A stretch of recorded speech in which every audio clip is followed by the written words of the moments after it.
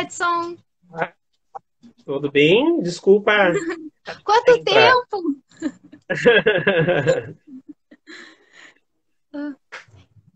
Então, menina, A gente vai dar início, então, à nossa parte 2 da live de imagens do mal no medievo. Tanto por causa que, nossa, como foi corrido, né, professor, aquele dia, uma hora passa correndo demais, o assunto é muito legal, né? E também porque o pessoal pediu e eu agradeço demais, assim, que é um assunto que a gente gosta bastante. Tanto que, por causa que o professor Edson, por que que ele foi escolhido, né? Ele é o professor doutor lá da Unipampa, né? Ele é coordenador do LAPEM e coordenador do projeto Livrai-nos do Mal. Então, daí por isso que também... E também é um dos coordenadores da Semana Infernal. Então, é a pessoa perfeita para falar sobre o demônio. muito obrigado. Muito obrigada Adriane, também por... Oi? diga. Não, muito obrigada também por ter aceitado de novo. Bom. Ok, perfeito. Eu é que agradeço novamente o convite, né? Esse convite feito pela Adriene, em nome do Polo Interdisciplinar de Estudos de Medievo e da Antiguidade, o POIEMA, da UFPEL. Agradeço à professora Daniele Galindo e a todas e todos que estão assistindo essa live agora, né? E parabenizo, obviamente, a iniciativa do Poema de realizar esse ciclo de falas, de conversas, de palestras, né, durante esse período de quarentena. Eu espero que essa horinha aí que a gente vai passar seja proveitosa, seja agradável para todos que estiverem assistindo. Tá? E, Adri, assim, da última vez eu acabei falando demais, acho que me dei conta já que o tempo tinha passado, passou voando aquela hora, então tu vai meio controlando aí se eu estiver falando, certo? Perfeito, professor. Então, vamos dar início. Então, professor, quem é o diabo no medievo? Quem é o diabo no medievo?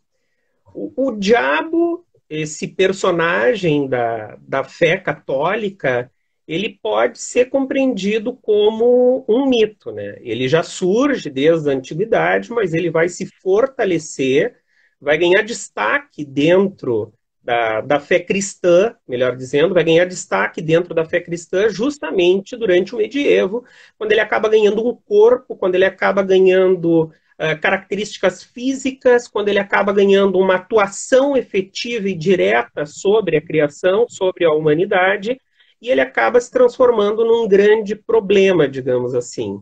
Ele acaba permeando grande parte da vida dos indivíduos, das pessoas que fazem parte desta sociedade medieval no Ocidente. Então, ele é um mito que permanece na cultura cristã desde o seu começo e que vem se transformando com ela através do tempo, né? Conforme as necessidades da sociedade, da cultura cristã. Os mitos na sociedade são necessários como forma de explicação da vida, né, uma forma de compreensão da própria realidade que cerca os indivíduos. Eles surgem dessa necessidade de gerar sentido, tá? E são criados de uma forma lógica, de uma forma racional para organizar a existência e dar sentido à existência. O diabo não é diferente, ele ocupa exatamente este papel. Só que este papel ele tem um acréscimo muito grande justamente durante o período medieval, porque ele acaba entrando como um dos instrumentos muito utilizados pela Igreja Católica, que é a instituição de maior poder durante todo o medievo, como um recurso de controle, certo? De imposição da sua ideologia. Cada período, cada cultura vai criar e vai alimentar os seus próprios mitos, né? Para o melhor e para o pior também. O personagem diabo ele vai se prestar a muitas interpretações, a muitas abordagens. Isso é o que transforma esse objeto de estudo em algo tão interessante. Ele não é única e exclusivamente essa personagem maligna, essa entidade destrutiva, ele pode ter várias abordagens, justamente porque os mitos eles se transformam, eles são ressignificados com o passar do tempo. Na fala anterior até, eu tive a oportunidade de comentar sobre o diabo cômico, o diabo burlesco, né, que era utilizado para diversão no teatro popular, principalmente nos séculos XIV e XV, e que muito se distancia da compreensão comum sobre esse diabo maligno. A perspectiva convencional, que se fortalece muitíssimo durante o medievo, principalmente a partir do século XIII, mas que vai ganhar todo o seu poder no século XIV e XV, dentro da fé cristã, né, dentro da perspectiva da religião cristã, é o diabo como um mito do obscurantismo, né? De violência, de agressão, de atraso em relação à humanidade. Ele é, na verdade, um agente que está constantemente tentando a humanidade, tentando dividir esse rebanho de Deus e tentando levar parte desse rebanho para a condenação eterna. E justamente este pensamento é amplamente utilizado pela Igreja para fortalecer uma pedagogia do medo. Então, justamente essa perspectiva, digamos assim, mais convencional e mais tradicional, que é de conhecimento da grande maioria das pessoas, são essas características que configuram essa entidade, então, sedutora, uma entidade ardilosa, mas que também é uma entidade que se configura enquanto a grande besta, que tudo consome, tudo destrói.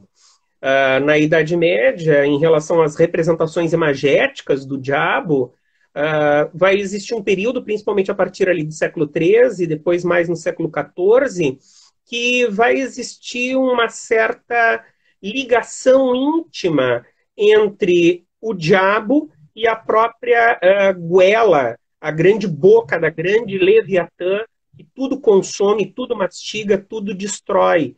Então, a representação imagética que vai se difundir nas igrejas e nas capelas, até mesmo como um recurso pedagógico utilizado pela igreja, vai existir uma vinculação muito grande entre o sermão que está sendo apresentado e as imagens que podem ser visualizadas dentro desses templos religiosos.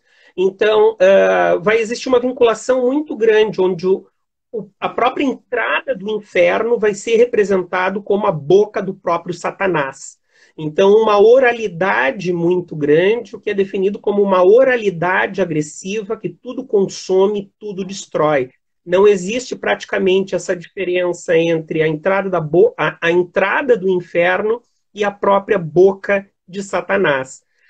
E aqui nós temos, então, essa personificação mais comum do diabo, construído pelas igrejas, pela igreja cristã ao longo dos séculos, né?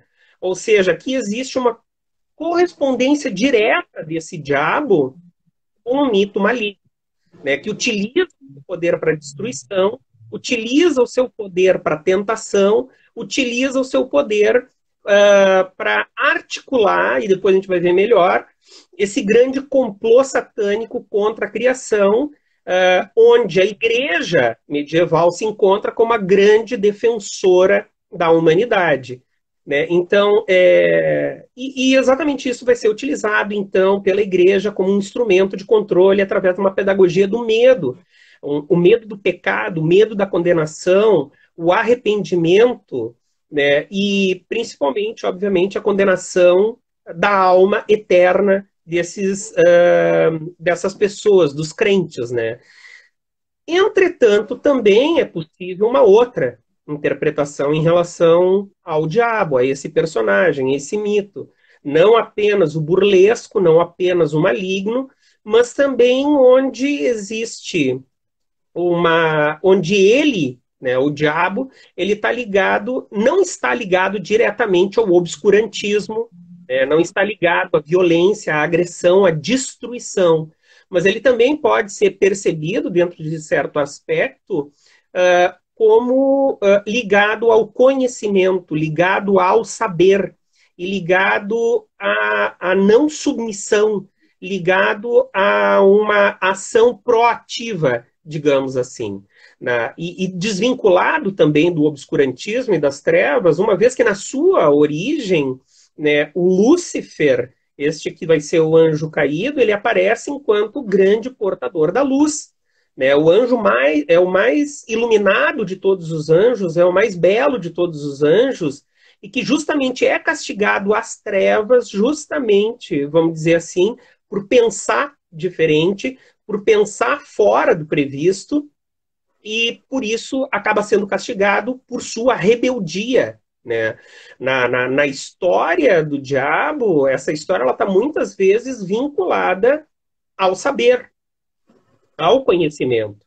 Então, desde a sua origem, né, nós temos a serpente, que é representativa também da presença desse mal, né, do grande dragão, digamos assim. Essa serpente, ela tenta Eva a provar da árvore do conhecimento, né, uma árvore que era proibida segundo a vontade de Deus.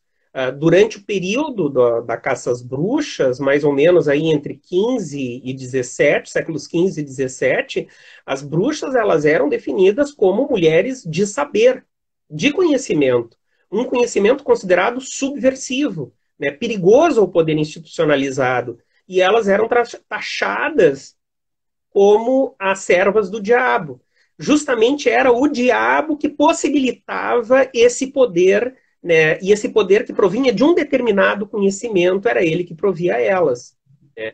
Então, a igreja, durante a Inquisição, também, em vários momentos, não apenas na Inquisição, mas em vários momentos, ela proibiu, ela perseguiu e ela queimou livros, tá? Que eram considerados como obras do próprio demônio. A própria definição das características dos demônios, ela segue muito a lógica de que eles tinham a mesma ciência dos anjos celestiais, tá? E que, melhor do que qualquer outra entidade existente, qualquer outro ser criado por Deus, eles conheciam, eles tinham conhecimento sobre a humanidade, justamente por eles conviverem com a humanidade desde o início dos tempos. Então, e exatamente por isso, devido a esse grande conhecimento, era que se dava também a utilização da magia branca, né? Então, que até o século XIV vai ser tolerada, vai ser aceita, vai ser até mesmo incentivada pela própria igreja, porque a magia branca ou a magia erudita, na maioria das vezes, ela era realizada, ela era executada pelos próprios clérigos, né? Então, e qual era a função dessa magia branca, ou qual era uma das funções da realização dessa magia branca? Era justamente a utilização da sabedoria das entidades demoníacas que eram invocadas para fazer o bem. Né? Então, a ciência, o saber, eram vistos como formas de libertação, mas uma libertação que ela chega através da contestação e que não é de interesse do poder instituído. Né? Aqui também eu quero deixar claro uma questão. Não é o propósito de taxar a igreja medieval como demonizadora do saber. Né? No meu ponto de vista, pelo menos, nunca foi essa a intenção da igreja medieval. A igreja medieval, ela, por definição, ela foi uma grande promotora e uma grande protetora do conhecimento, certo? A questão aqui é quem podia ter acesso a esse conhecimento, né, e de que forma esse conhecimento tinha que ser utilizado.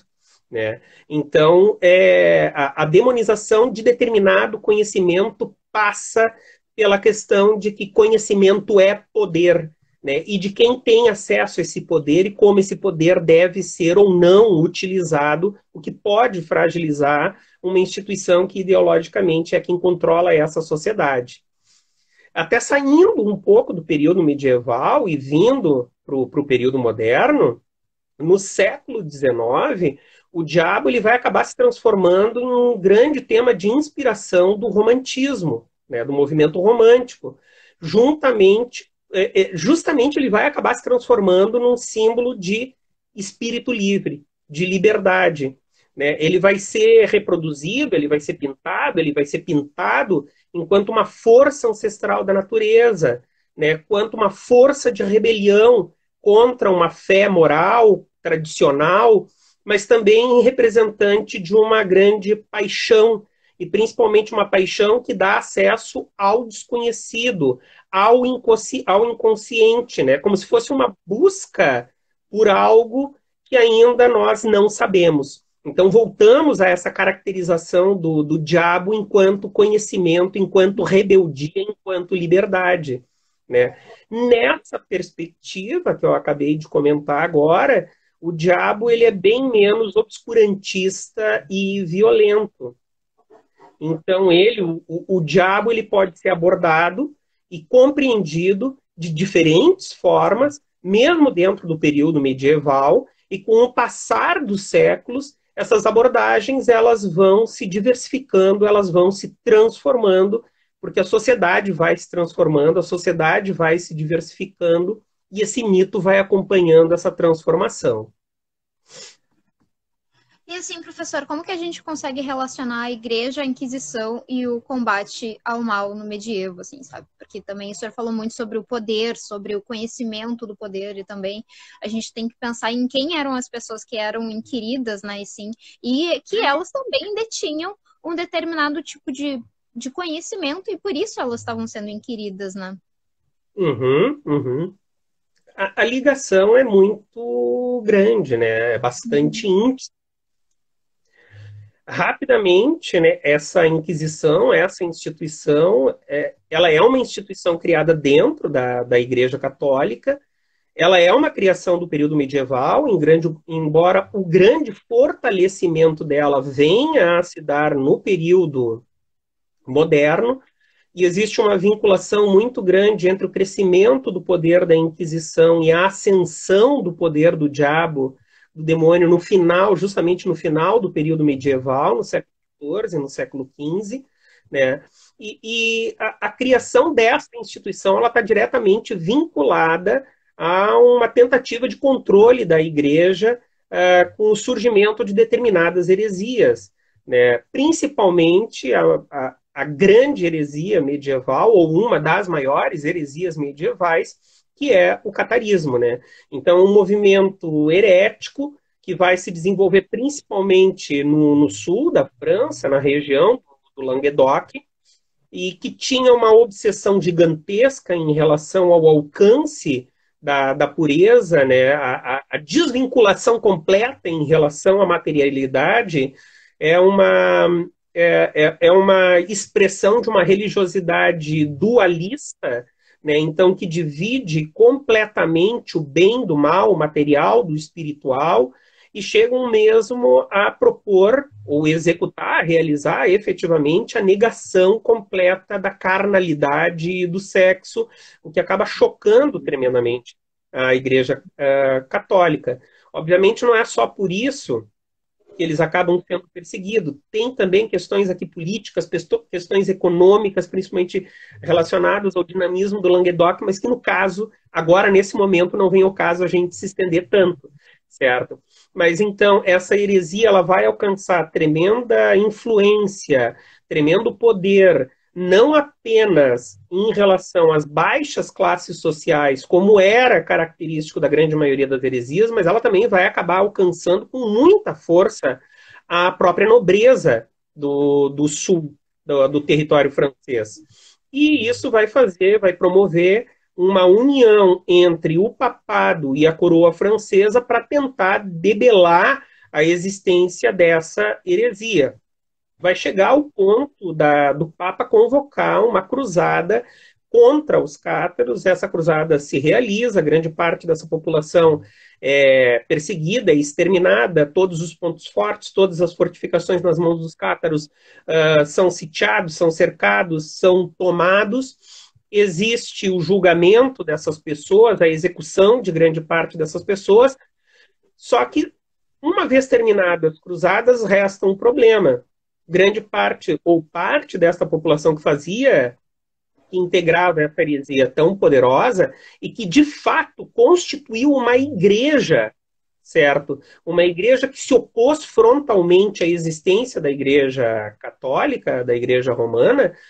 O que fazer com esses que fugiram e sumiram na poeira, né? Para tanto, então, é institucionalizada, é criada uma instituição que se encarrega de fazer essa vigilância, não apenas de fazer a vigilância e de buscar esses corpos estranhos, digamos assim, que podem trazer ameaça para a igreja romana, mas que venha a zelar pela ortodoxia, né, da igreja católica. Então, se cria essa instituição justamente para perseguir esses hereges e para que, a partir desse momento, ela seja a grande guardiã dessa ortodoxia dentro da igreja romana. Após o século XIV, a Inquisição ela vai se encarregar também justamente de lutar contra o fortalecimento e propagação de um suposto complô satânico contra a humanidade. A Inquisição ela vai ser o braço da igreja que vai identificar, perseguir, julgar e punir o que nós podemos definir como agentes do diabo. E é exatamente isso, né? Então, todos esses heréticos, esses indivíduos que acabam fazendo manutenção de determinados comportamentos pagãos, que acabam fazendo manutenção de comportamentos judaizantes, ou seja lá o que for, eles são encarados pela igreja e eles são encarados pela própria Inquisição como agentes do diabo que promovem um determinado complô contra a instituição e contra a própria humanidade, né? Então, todo tipo de indivíduo que possa oferecer algum tipo de ameaça. Obviamente, no tempo adequado, as bruxas vão entrar como a grande heresia, a heresia por definição, né, e vão tomar grande parte da atenção da Inquisição. Essa Inquisição, então, ela vai aparecer no século XIII e progressivamente vai aumentando de poder, né? Como eu falei anteriormente, justamente o poder exponencial, o grande desenvolvimento do poder da Inquisição se dá justamente no período moderno. E isso tem uma ligação íntima, então. Ela vai aumentar o seu poder conforme aumenta o poder e a agressividade do diabo dentro da igreja.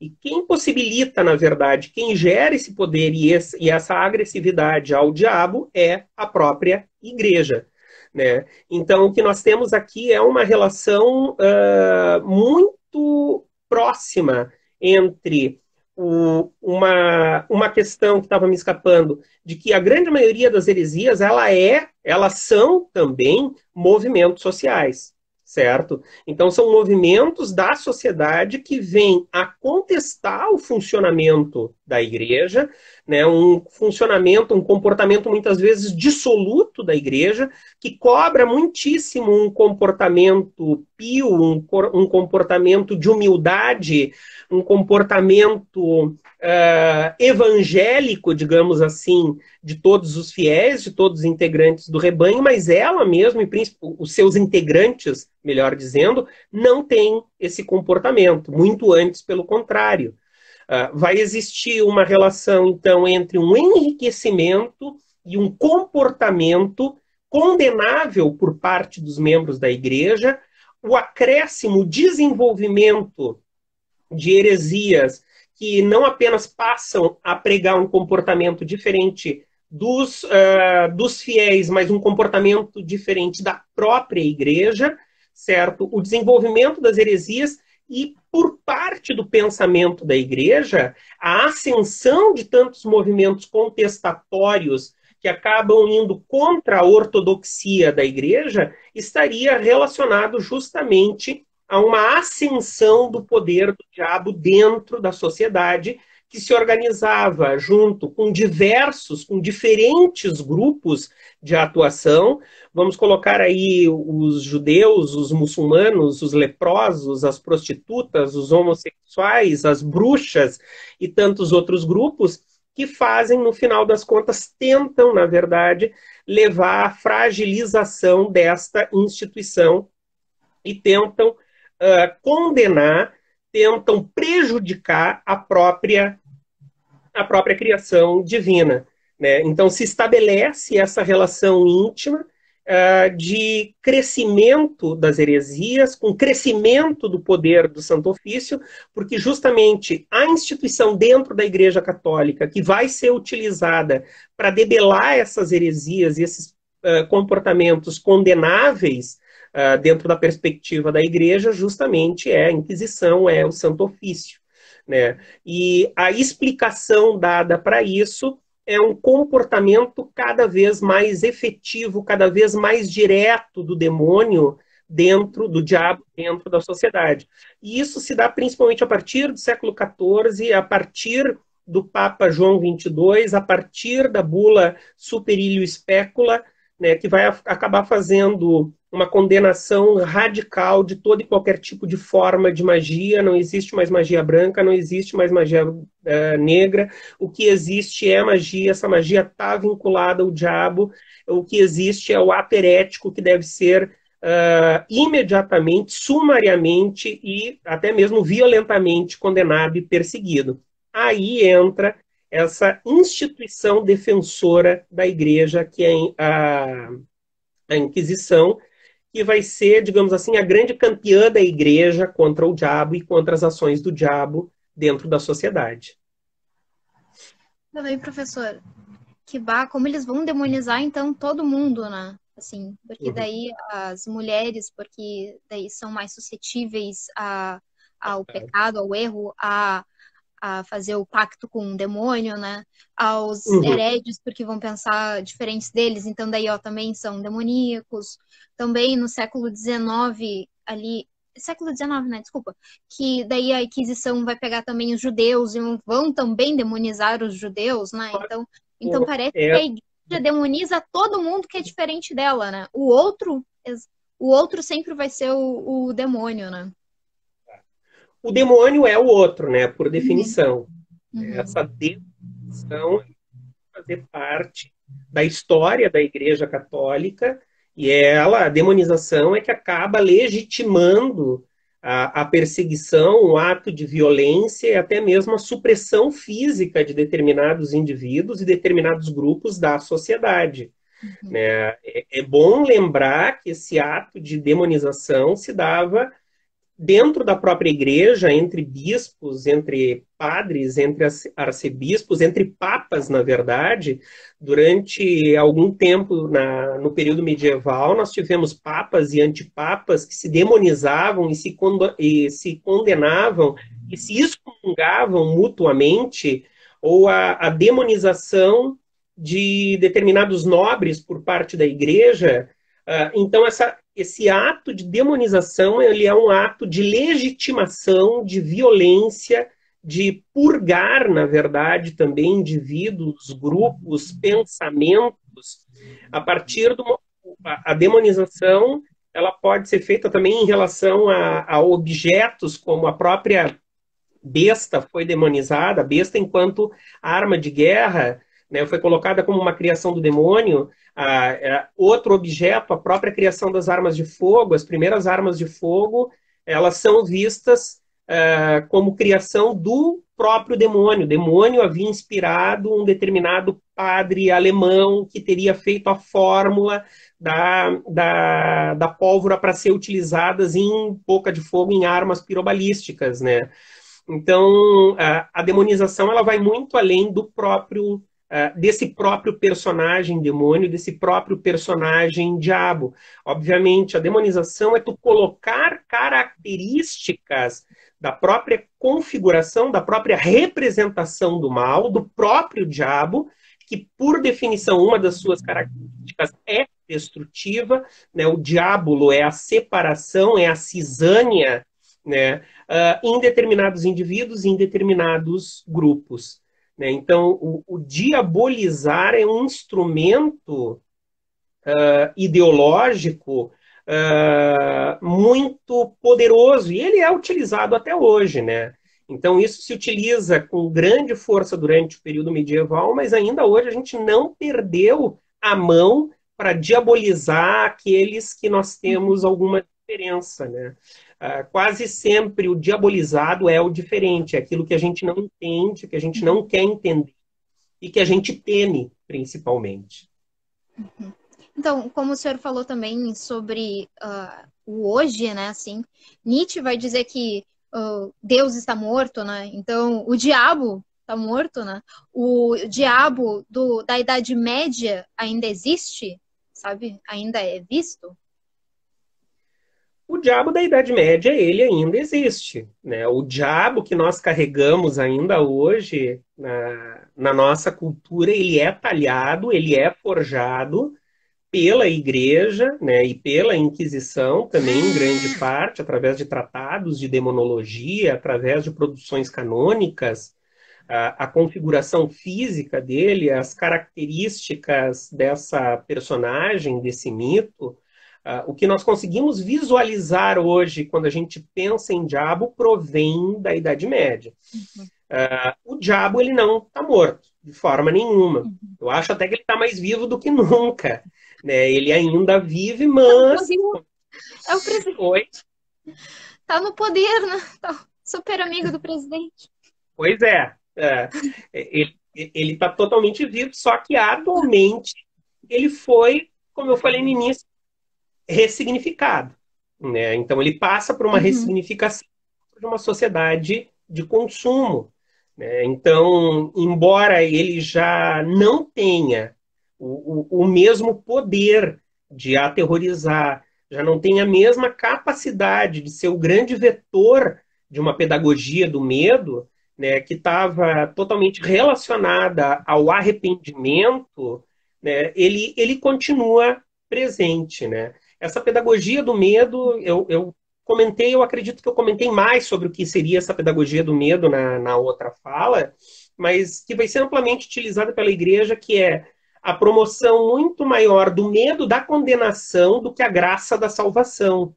Então, tem que muito mais temer e buscar não ser condenado, certo? E ser castigado com a danação eterna, dentro de um inferno que, com o passar do tempo, dentro da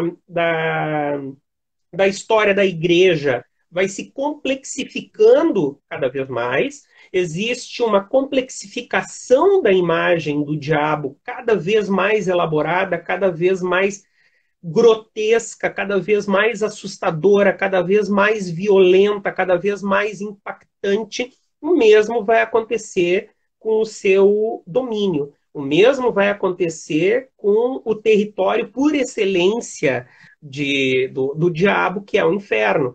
Então vai, com o tempo, se constituir toda uma geografia, uma topografia específica infernal, onde dentro desse inferno cada vez mais complexo vai existir espaços específicos onde pecadores específicos sofrerão penas específicas, pecados específicos, né? Então, isso tudo, obviamente, aumenta a partir do momento em que existe uma visualização e uma aproximação muito maior com o que é essa condenação. Isso é um reforço gigantesco para as pessoas tentarem escapar desse inferno. Eu mais desejo não ser condenado do que desejo ser recompensado com a graça eterna. Em linhas gerais, seria essa a lógica da pedagogia do medo.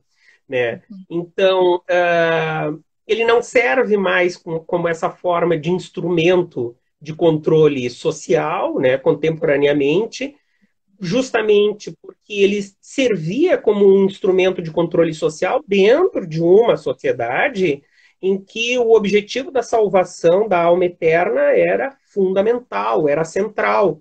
Né? Em grande parte, essa entidade ela perdeu o seu efeito dentro dessa perspectiva. É óbvio, tá, que a gente não pode esquecer que muitas pessoas, a fé cristã, ela continua existindo, certo? Então, é óbvio, a gente não pode esquecer que muitas pessoas no mundo inteiro que professam o cristianismo, que têm crença no cristianismo, são praticantes desta fé, elas podem tomar, sim, como verdade de fé a existência dessa entidade tentadora e de um espaço de condenação como o inferno, tá? Mas isso, então, está vinculado a uma questão no âmbito de fé, que surge na antiguidade, se fortalece muitíssimo durante o medievo, e que vai acabar alcançando o período contemporâneo. O que vai acontecer é que, de forma geral, pelo menos na minha perspectiva, de forma geral, ao longo de 1000 anos, o diabo ele vai ser ressignificado, tá, nos nossos dias como uma forma de entretenimento. Né? É onde ele mais aparece para a grande maioria da população. Desculpa. Então, ele é uma forma de entretenimento, tá, que vai ser amplamente utilizado pelas mídias. Ele se transformou em um produto de consumo do mercado, em grande parte. Então, nós vamos ter, em relação ao demônio, ao diabo, séries de televisão, nós vamos ter filmes, nós vamos ter sites, nós vamos ter games, nós vamos ter quadrinhos, nós vamos ter músicas, nós vamos ter animações, enfim. A imaginação é o limite para a reapropriação dessa personagem, né, que outrora foi a encarnação, foi a materialização, a maior significação do mal. Houve uma apropriação da imagem do diabo pela sociedade de consumo, que acabou esvaziando, em grande parte, a personalidade maligna, né, terrivelmente maligna, desse que já foi o grande senhor das trevas, né? Muito tempo as mídias conduziram a uma banalização dessa personagem, do diabo. E só para a gente citar, só para ter uma ideia de como se dá essa apropriação, de como se dá essa ressignificação da imagem do diabo dentro de uma sociedade de consumo, nós temos então já o Satã do South Park. Não sei quem conhece, quem vê essa série americana, que é uma animação norte-americana, em que o Satã do South Park é um Satã tremendamente sentimental, ele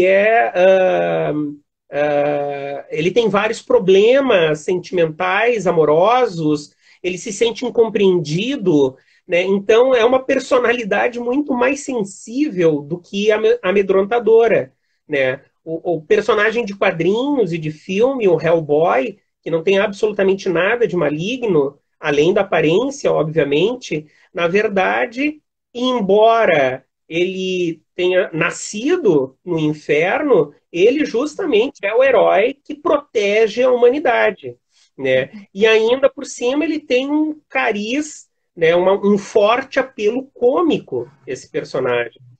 A própria série de televisão Lúcifer, né, onde o próprio anjo caído, o demônio, o Lúcifer em pessoa, ele abandona o inferno e ele vem para a Terra para ser gerente de um bar e ajudar uma detetive a solucionar homicídios.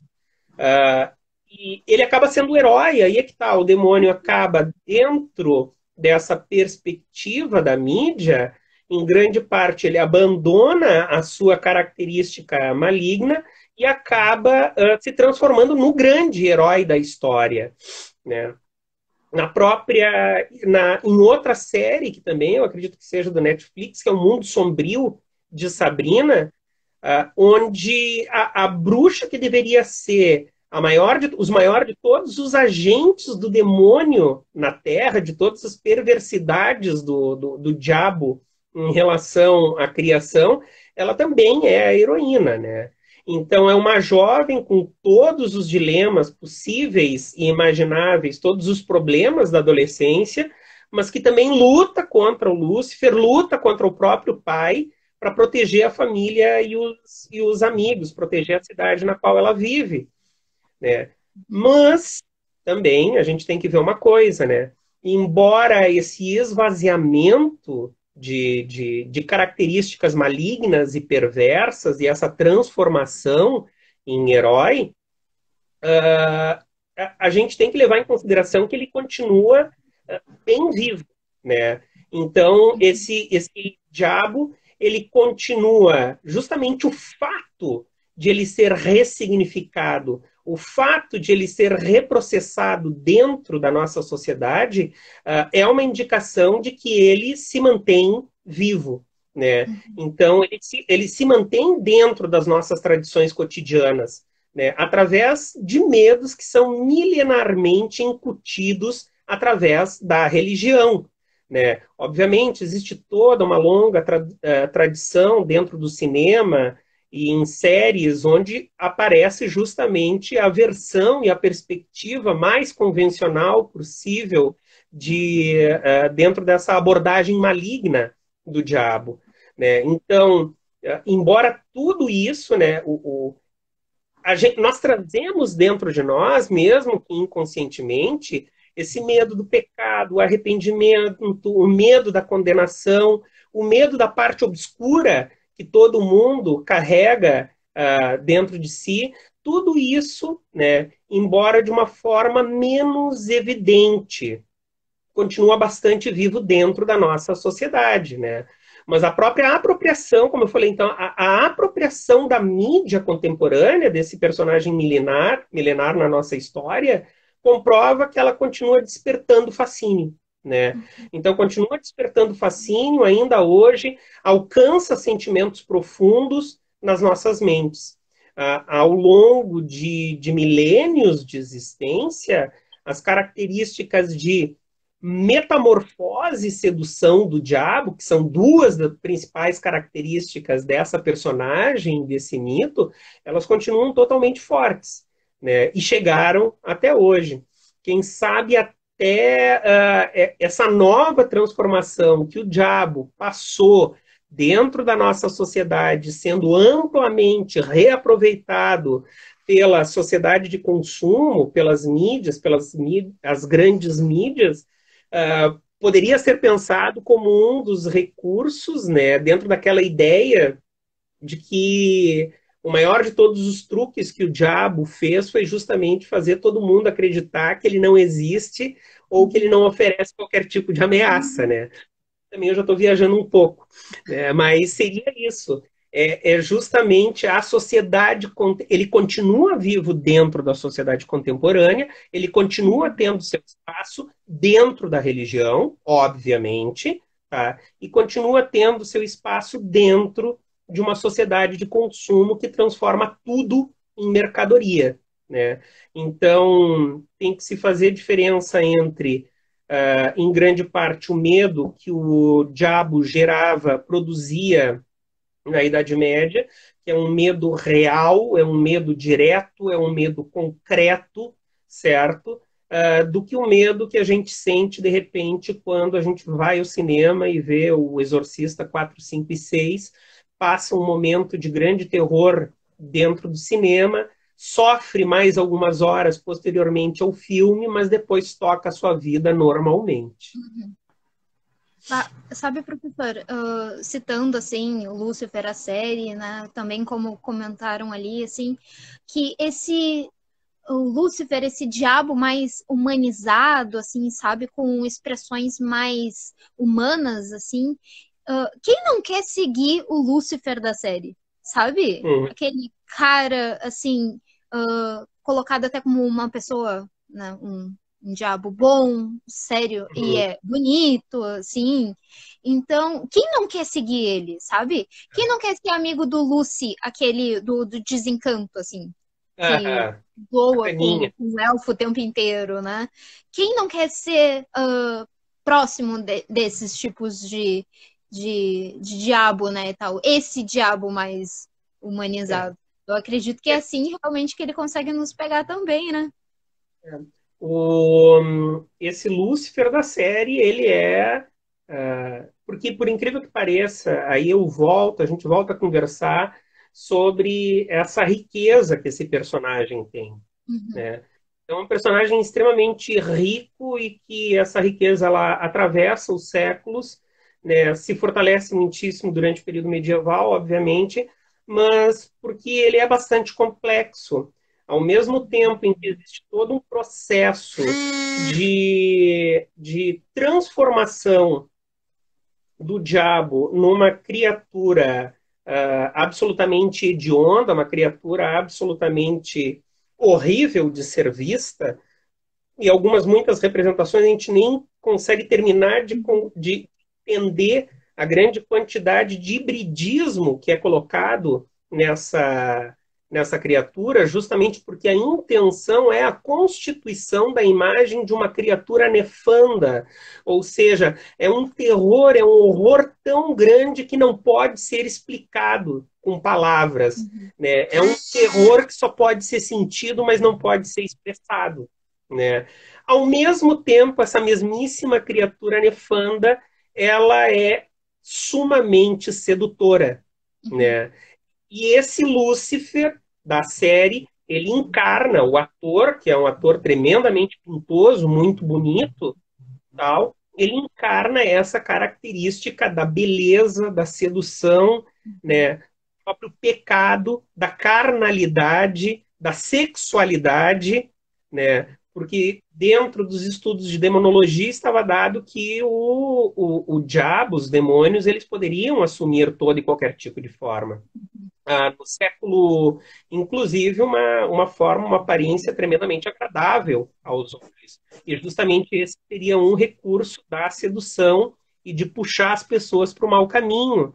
A partir do século, no final do século XII e início do século XIII, existe, digamos assim, uma tradição de representação desse diabo, ainda com a configuração de anjo, né? Então, a representação de um anjo tremendamente belo, né? Então, ainda com as características celestiais, embora ele já seja Lúcifer.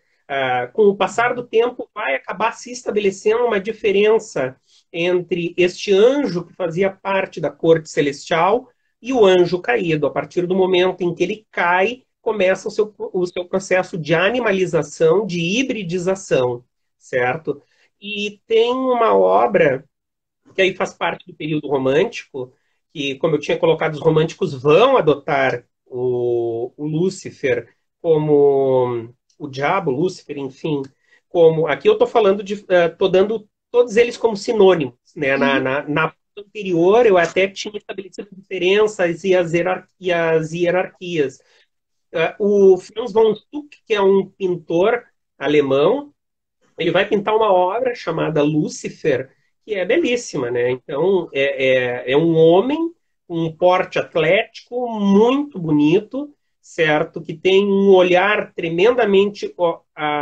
essa pintura, no momento em que nós visualizamos, toda a nossa atenção acaba se concentrando no olhar dessa personagem Lúcifer que está representada, né? Mas ele tem grandes asas que remetem à liberdade, remetem ao voo, né? É um indivíduo que ele transmite com o seu porte vigor, virilidade, força, né? Capacidade, né? Então ele é representado esse Lúcifer, e que já é o Lúcifer, já é o anjo caído por definição, e que tem as piores intenções em relação à humanidade, digamos assim, ele é pintado de uma forma tremendamente sedutora.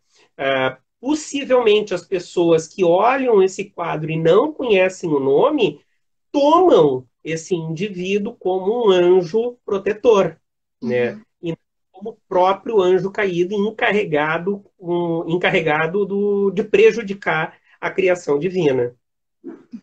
Professor, a gente tem ainda, então, mais uns minutinhos. Daí mandaram algumas perguntas que eu vou fazer para o senhor, tá bom? Também aqui, só para deixar, a professora da Galindo ali falou do Doré. Desculpa, eu não sei se tem acento ou não, assim, também sobre o pintor. Só para que o senhor estava falando sobre isso. Isso é bem interessante, né? Por causa que o diabo ele vai ser pintado por muitos pintores, né? Assim. Então, é bem interessante, assim. A exposição do Diabo do Lapeme vai entrar no ar online também. A gente viu, né? Todas as representações, né, e tal. Então, perguntaram para o senhor, existe uma lenda de que os condes de Anjou, logo toda a dinastia dos Plantagenetas, descendem de uma demônia. Esse tipo de associação de famílias ou pessoas específicas a uma genealogia demoníaca era muito comum no medievo? Sim. Né? E aí é que tá. Essas genealogias, tanto elas são criadas como uma forma de demonizar pessoas, né? De querer criminalizar, de querer trazer atenções negativas para as pessoas, certo? Para determinadas linhagens, determinadas famílias, mas por incrível que possa parecer, muitas dessas lendas elas eram geradas pelas próprias famílias, né? Como uma forma de impor um respeito, digamos assim, uma forma colocar a questão de que, uma vez que nós descendemos de uma linhagem demoníaca, né, o nosso poder de destruição, a nossa capacidade de ameaçar, a nossa capacidade de fazer o mal, provém dessa linhagem. Então, ela pode ser usada dentro de duas perspectivas também. Uma forma de acusar, uma forma de perseguir, uma forma de demonizar uma determinada linhagem, mas também como uma forma de criação de uma história que é disseminada pela própria família como uma forma de autoproteção, certo? Então, a partir do momento que eu tenha inimigos, eu consigo ser completamente diabólico contra esses inimigos. Aqui, a outra pergunta. A representação do diabo em Dante Alighieri vem de manuais medievais específicos ou ele junta tudo e manda ver? Pois é, a representação do diabo em Dante Alighieri, esse período que o Dante vai acabar escrevendo já é um período em que existe essa geografia infernal. Ele vai acabar se baseando, na verdade, em algo que já existe. A mesma coisa em relação ao diabo. Nesse período, nós já temos o diabo configurado efetivamente pela igreja. O grande problema da igreja ao princípio, no século XI, no princípio do século XI, é que não existia uma configuração imagética do diabo e a igreja não sabia muito bem onde se basear para gerar esta imagem. A configuração imagética da imagem do diabo, a partir do século XI, vai se dar justamente sobre crenças provindas do paganismo, em grande parte, certo? O que vai acontecer é que até o século XI, a igreja, o diabo da igreja católica, cristã, ele não tem grande espaço, ele não tem grande entrada, ele não é tão ameaçador, digamos assim, porque ele tem muitas concorrências. Ele tem concorrências em divindades pré-cristãs que continuam existindo, continuam fazendo a sua permanência, a sua continuidade dentro da cultura popular, principalmente dentro do campo. O que vai acontecer a partir do século XI para a construção da imagética desse diabo cristão é a aglutinação de características de divindades pré-cristãs e que ainda sobrevivem dentro da cristandade, em que determinadas divindades vão ser demonizadas, determinadas divindades vão ser transformadas em supercristão, e muitas outras divindades simplesmente vão ser aglutinadas na construção física e imagética desse diabo que está nascendo fisicamente e visualmente. Então, eu acredito que sim, no momento em que Dante escreve a sua obra, a igreja ela já produziu um arcabouço imagético, não apenas textual, mas também imagético, que faz parte, se inclui no imaginário dessa população. Da mesma forma, a representação topográfica, geográfica do inferno representado pelo Dante, ela já é anterior, ela já pré-existe, ela acaba ganhando um grande desenvolvimento, tanto a característica física do diabo, tanto que vai existir uma demonologia escolástica, né? Então, tanto a característica física do diabo quanto a topografia do inferno são muito desenvolvidos, são muito aprimoradas, né, durante o desenvolvimento da escolástica. Professor, super rápido, mas uma pergunta que eu fiquei pensando. Por que que o diabo é homem? Porque, né, Deus é homem, né, no masculino, o Cristo masculino, sabe? O padres também é só homem. Então, por que que o diabo é masculino? Homem. É por incrível que pareça, o diabo é masculino, mas a maior de todas as suas representantes é uma mulher. Por causa que é uma sociedade totalmente onde o poder está reservado ao homem, né? Então, desde a antiguidade, de todo o período medieval, tudo é uma sociedade que o poder, o mando, a capacidade de ser e fazer, ele está dominado pelo masculino. Então, é uma sociedade tão masculina que nem mesmo o demônio é dado para as mulheres, né? Então, todo papel relevante dentro desta religião é ocupado por personificações masculinas. Mas é óbvio, né, de todos os agentes demoníacos, o mais próximo de todos e o grande representante é feminino, que é a mulher, que é a bruxa. Muito obrigada, professor. Aproveitar o espaço e falar sobre a terceira semana infernal. Que temos 2 minutos para falar sobre a semana infernal.